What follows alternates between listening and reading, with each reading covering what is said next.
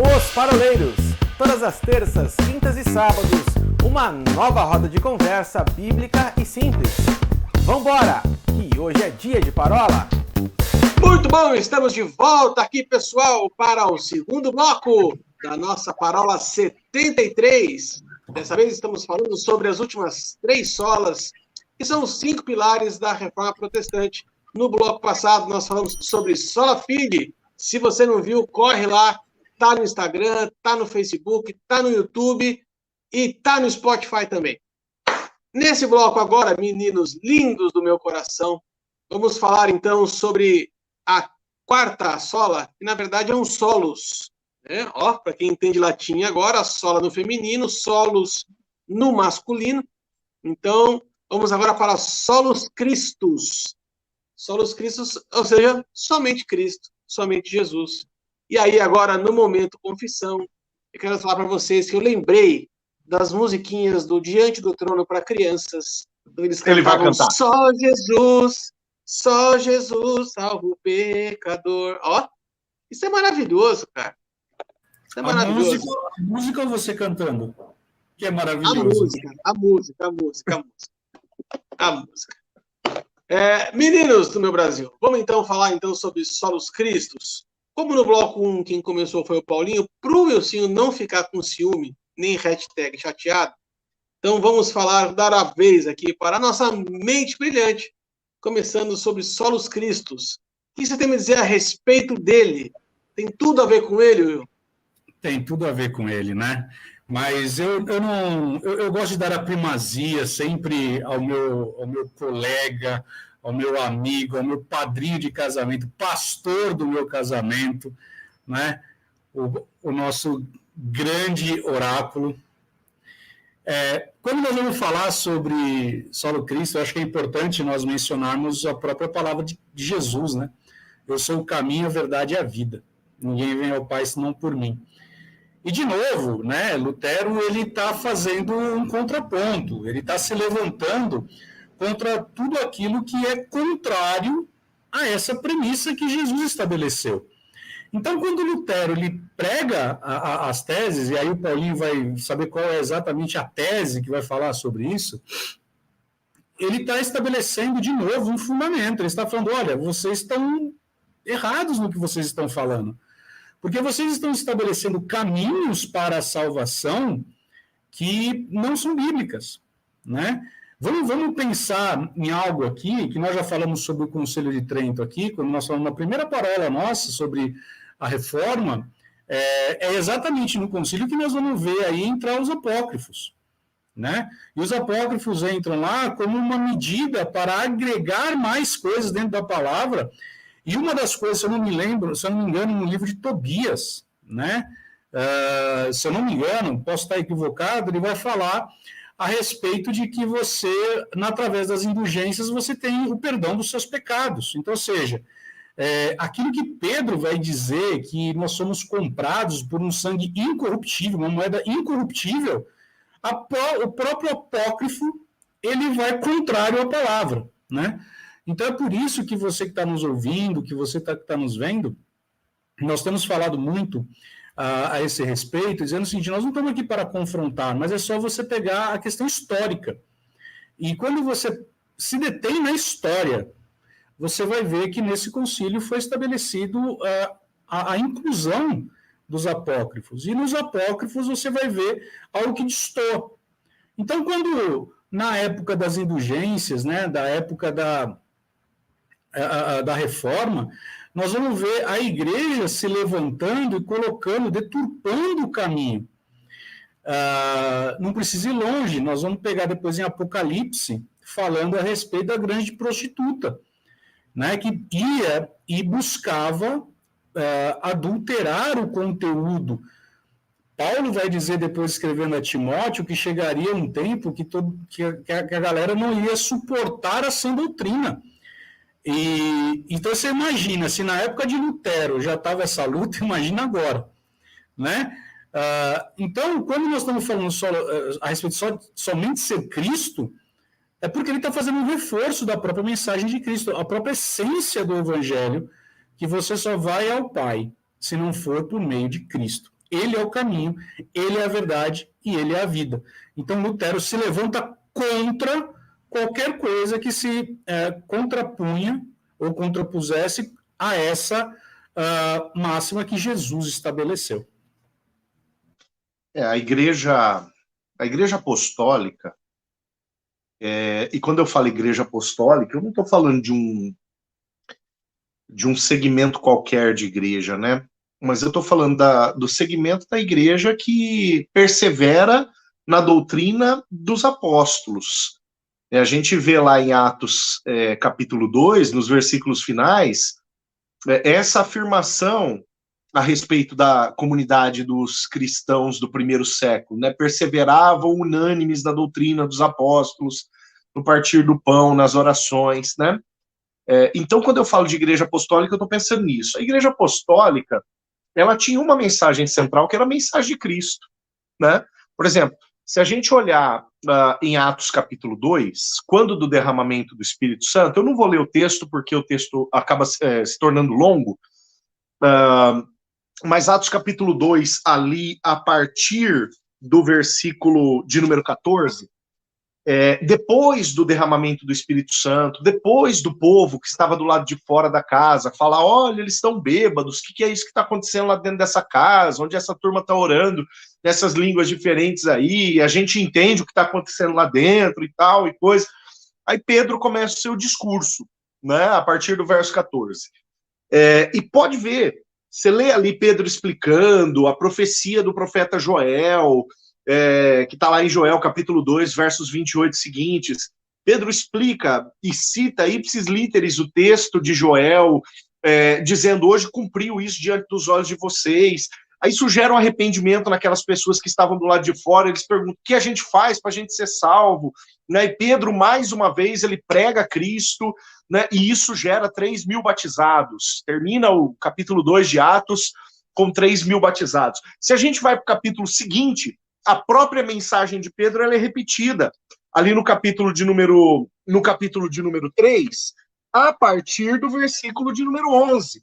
Porque antes desses versos, antes do versículo 11, Pedro e João estão entrando no templo, tem aquele aleijado na porta formosa do templo, pede uma esmola, Pedro diz o que nós temos, do que nós temos nós te damos, em nome de Cristo Nazareno, levanta e anda, aquele sujeito levanta, sai andando, entra no templo, o povo reconhece ele como mendigo que estava na porta, mendigando, e que antes era coxo, agora não é mais, e o mesmo discurso que Pedro prega, o baseado nos mesmos princípios, ou seja, centralizado em Cristo, é o discurso que ele vai pregar ali e que vai dar cadeia para ele.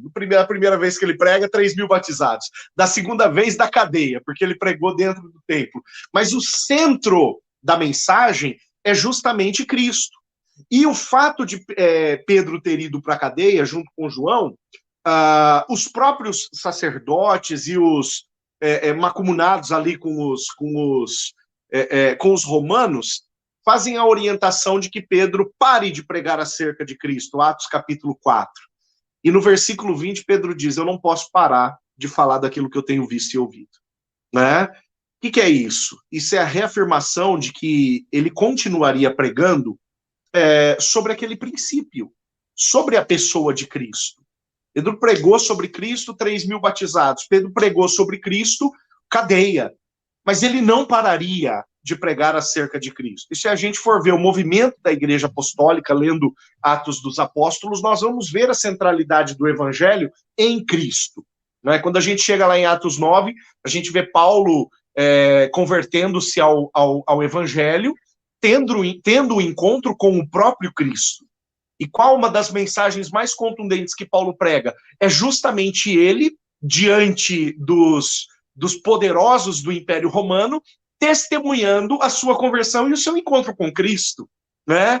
Então, a centralidade da mensagem, basicamente é essa. No final do Evangelho de Lucas, Jesus ele refere-se a si mesmo em terceira pessoa, dizendo que o Filho do Homem veio para essa terra como rei, para que em seu nome fosse pregado o arrependimento e a remissão dos pecados. Né? Então, o objetivo do ministério de Cristo é que no nome dele seja pregado o arrependimento e a remissão dos pecados, o processo de salvação seja pregado. Para que serve a igreja? Para pregar o processo de salvação. Para que serve ser discípulo de Cristo? Para pregar o processo de salvação. Não outra coisa, senão para pregar o processo de salvação. Quando Lutero fala solos Christus, Lutero está dizendo, não tem que apontar para outro lugar. A igreja não tem que inventar firula. A igreja não tem outros assuntos para pregar. Veja, a gente tem muita coisa para ensinar, a gente tem muita coisa para dizer, a gente tem muita denúncia para fazer, mas tudo tem uma única e exclusiva direção, que é aquela que era a direção da igreja apostólica, que é aquela que é a direção que os pais apostólicos, os discípulos dos apóstolos assumiram, né? E esse é o nosso papel, voltar a esta condição de apontar para Cristo através da nossa pregação, o nosso assunto central ser Cristo, o objetivo da nossa mensagem ser sempre Cristo. E é interessante isso, né, Paulinho? Porque pensando nesse aspecto, voltamos para a Catarina, porque Paulo ele vai falar assim, muito me estranha que vocês já estão mudando, voltando para o outro evangelho, né? Quem é que tem pregado isso a você?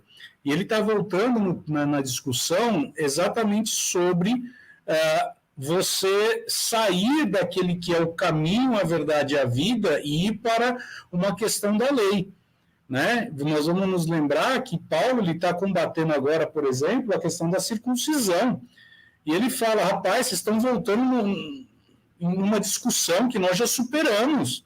E vocês estão agora querendo dizer que para vocês alcançarem a salvação, você precisa se circuncisar, cumprir preceitos da lei, quando nós estamos de volta na graça, né? Então, veja como é substancial o posicionamento de Lutero quando ele se levanta e ele fala, é por meio de Cristo.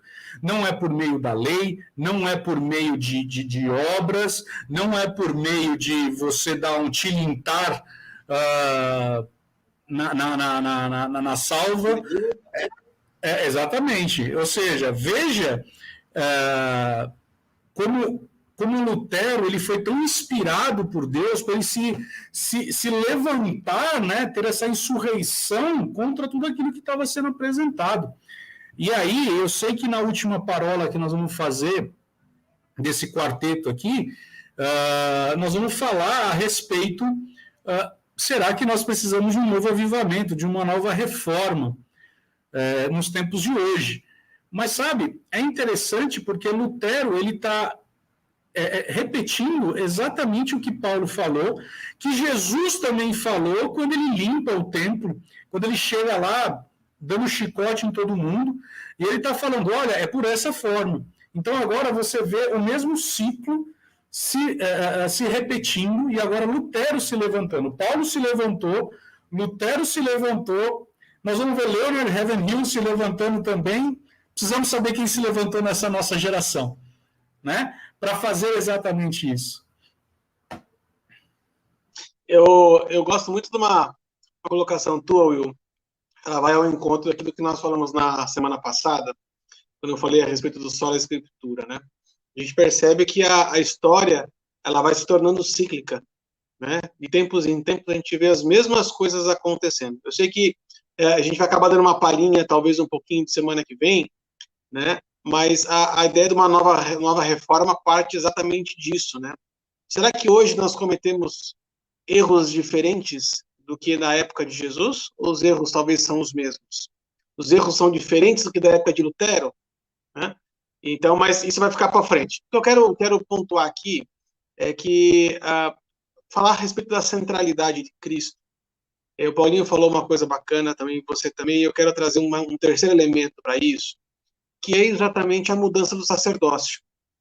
Né? Quando a gente traz a questão da mudança do sacerdócio, que está sendo retratada lá no livro de Hebreus, a gente tem uma ruptura do entendimento das pessoas. Porque até então, existiam sacerdotes, existiam pessoas, e aí uma das funções do sacerdote era exatamente representar as pessoas diante de Deus.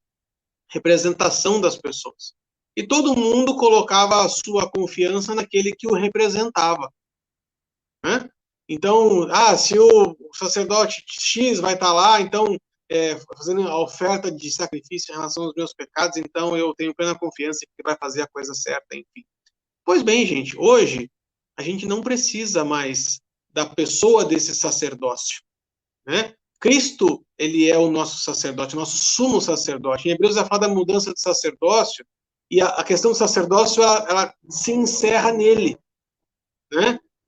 Tudo que a gente precisa está nele. Aí eu quero puxar dois textos, são dois textos que eu gosto muito, né? Um de Atos 17, 28, eu falo assim, porque nele vivemos, nos movemos e existimos, né? E Romanos 11, 36 vai falar, porque meio dele, por ele, para ele são todas as coisas. Vejam, tudo é a respeito dele, tem tudo a ver com ele.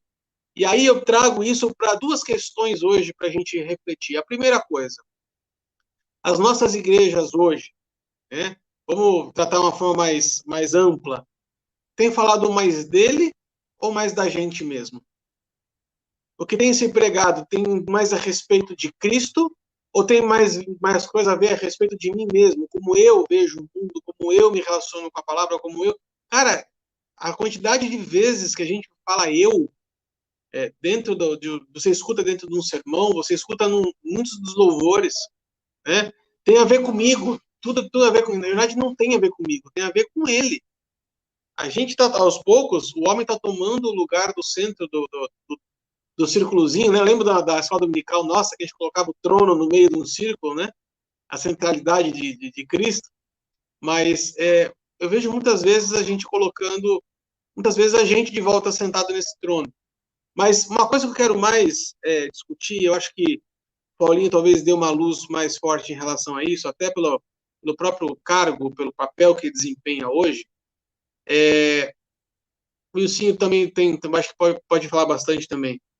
Gente, com a mudança do sacerdócio para Cristo, por que tantas pessoas ainda solicitam a oração, ou a fala, ou a representação do seu pastor diante de Deus? Pastor, vai lá, fala para Deus ao meu respeito. Sua oração é mais forte. Ou não consigo falar com Deus, então eu vou procurar alguém que fale no meu lugar. Você percebe que ainda muitas vezes tem muita gente que ainda coloca intermediários entre ele mesmo e Deus, sendo que esse papel hoje é feito por Cristo, né? A gente já tem alguém que está entre nós e Deus. Por que a gente continua, muitas vezes, colocando pessoas no lugar que deveria ser de Cristo? Posso arriscar aqui? Eu tenho pelo menos 2 itens que eu julgo que podem compor uma resposta para isso, Arthur. Primeiro, conceito de oração equivocado, né? Muitas pessoas não sabem o que é oração. No começo do processo de pandemia, se não me engano, em julho do ano passado, uma das maiores pesquisas, uma das pesquisas mais feitas nos sites de busca da internet era como orar, né? Então, isso é muito sério, porque as pessoas estavam com medo e não sabiam, tinham uma ideia de onde recorrer e não sabiam como recorrer. Isaías 43:10 fala: vós sois minhas testemunhas, o meu servo a quem eu escolhi, para que saibais, creiais e entendais que eu sou Deus, antes de mim nenhum Deus se formou, depois de mim nenhum Deus haverá. Saibais, creiais e entendais. Saber, crer e entender. O brasileiro sabe, em suma, o brasileiro sabe quem é Deus. Às vezes não crê da forma que deveria crer. A gente falou de sola fide agora há pouco e falamos da fé mensurável, né? Então quem não viu a primeira parte, o primeiro bloco da parola, corre lá no vídeo de terça-feira e veja isso, né? Quer dizer, às vezes a pessoa não crê, e se não crê, não vai ter compreensão, não vai avançar para esse âmbito do conhecimento de Deus, né? Mas conhecimento de Deus não é muito? Não. A palavra fala: buscar-me-eis e me achareis quando me buscardes de todo o vosso coração. Serei achado de vós e vos farei mudar a sorte. Jeremias 29:13. Né? Então, sim, é possível conhecer Deus. O próprio Jeremias, do 33:3, né, ele diz, clama a mim e responder-te-ei, falar-te-ei coisas grandes e ocultas que ainda não sabes. Né? Então, há uma possibilidade de conhecer Deus. Ele quer ser conhecido, serei achado de vós. Né? Ele vai se revelar. Então, o conceito de oração é maculado nessa atual geração. É um conceito de oração, o conceito precisa ser retrabalhado. Né? E uma segunda perspectiva, eu falei que eu ia trazer 2 elementos para essa resposta, é justamente a consequência da primeira. Se falta compreensão do conceito, falta uso do mecanismo da oração. Nós estamos diante de uma geração que ora muito pouco. Né? Nós citamos uma frase de John Wesley agora há pouco também na primeira parte da parola, deixa eu citar mais uma, ou um pensamento de John Wesley. John Wesley, ele dizia assim, um cristão, ele pode ler todos os livros, né? Ele pode conhecer muito acerca de Deus, ele pode ler muitos comentários acerca da palavra do Senhor. Ainda assim, ele vai precisar orar. Ainda assim, ele precisa orar. Nós corremos o risco de chegar em uma geração que tenha altíssimo conhecimento acadêmico acerca de Deus e um baixíssimo nível de relacionamento com Deus. Eu costumo dizer o seguinte, você quer saber como é a vida de alguém com Deus? Escute a oração desse cara. Porque alguém que tem vida com Deus, ele tem assunto com Deus. Aí a oração, ela vai muito além do me abençoe, me perdoe e me dê coisas. Ela vai muito além disso. Porque há um relacionamento. O cara vai falar aquilo que Deus fala. O cara vai falar na mesma língua que Deus. Né? E quando eu falo aqui falar na mesma língua que Deus, não estou falando de falar em línguas. Né? Isso é o assunto da nossa parola de oração. Estou falando que o cara vai falar o que Deus fala. O cara vai ter assunto com Deus, porque o assunto dele vai ser gerado pelo Senhor. E isso só o relacionamento pode proporcionar. Né? Então, mediante isso, nós temos, de fato, um necessário, melhor dizendo, resgate do conceito e da prática da oração, Arthur, Will, nessa vivência da atual cristandade. Né? Aí, em cima daquilo que é o nosso objeto desse bloco da parola, Solos Christus, Hebreus capítulo 5, verso 10, diz que ele, Jesus, foi nomeado por Deus sumo sacerdote segundo a ordem de Melquisedeque. Jesus já foi nomeado, e não por qualquer um, não é pela igreja, é pelo próprio Deus, como aquele que vai ser a representação do homem diante do Senhor. Como aquele que vai fazer que vai conceder este caminho de acesso do homem até o Senhor. E isso já aconteceu quando na cruz do Calvário Jesus entrega o seu espírito, o véu do templo rasga-se de cima e embaixo, dando acesso a qualquer um ao Santo dos Santos. Mas nós temos esse acesso. Né? Então, se isso não for compreendido, eu não vou sequer dar o primeiro passo de uma possível conceituação correta acerca do que seja oração e do que seja, então, falar com o Pai em nome de Jesus. Eu tenho uma concepção, eu gosto quando é falado a respeito da mudança de sacerdócio, enquanto o Arthur estava falando sobre isso, me veio ao coração um texto que está lá em 2 Reis, capítulo 18, quando o rei Ezequias, ele remove, né, ele pratica uma parte de limpeza dos altares e diz assim, removeu os altos, quebrou as colunas e deitou abaixo o poste ídolo, fez em pedaços a serpente de bronze que Moisés fizera, porque até aquele dia os filhos de Israel queimavam incenso e lhe chamavam Neustã. Olha que interessante. Quando nós falamos sobre a mudança de sacerdócio, né, nós não podemos esquecer que muitas vezes a gente mantém uma mente religiosa sobre aquilo. E o que eu quero dizer com isso? O Brasil, apesar de ser um Estado laico, do ponto de vista da Constituição, nós temos uma influência muito grande dentro do padrão doutrinário. Quando você vai ver, apesar do público evangélico estar crescendo, hoje ainda a gente tem uma grande influência a respeito da doutrina católica. Né? Então, Tanto que uma das grandes dificuldades é você querer superar isso. Porque como que você, dentro da doutrina católica, você se achega a Deus? Através de um padre, através de um sacerdote, né? E se você for ser bíblico, né? Nós vamos lá para 1 Pedro 2,9 e vai dizer assim, porque vós sois raça eleita, sacerdócio real. Ou seja, quando Jesus ele morre na cruz, ou seja, quando a serpente de bronze ela é destruída, e aí é inaugurada a dispensação da graça, ele faz com que aqueles que eram sacerdotes, que só poderiam ser da tribo de Levi para trabalhar no templo, agora ele faz de mim e de você sacerdócio. E o grande problema é, nós não estamos levando esse nível de compreensão e entendimento para dentro dos lares, para explicar, você, Arthur, é um sacerdote real hoje, então você hoje é responsável para, como co-herdeiro de Cristo, a levar a sua oração, a levar o seu momento de adoração, a levar o seu momento devocional junto ao Pai, como o Paulinho nem falou. O véu foi rasgado e hoje nós temos o trono da graça aberto para nós, disponível. Então, assim, mudou o sacerdócio? Mudou.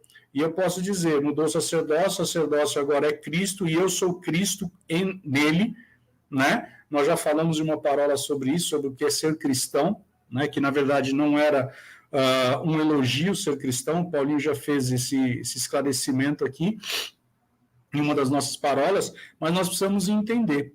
Então, a partir do momento que a haste da serpente ela foi destruída, né, foi inaugurado um novo templo, uma nova estação.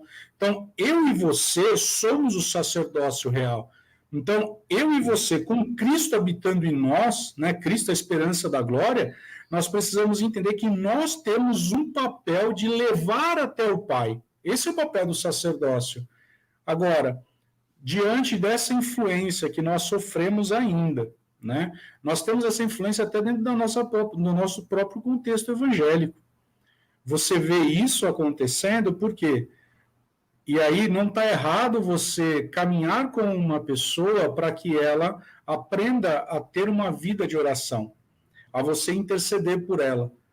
Mas nós temos também uma questão aqui, que é você levar essa pessoa a um nível de consciência, que ela tem poder, que ela tem autoridade e, acima de tudo, que Cristo habita nela.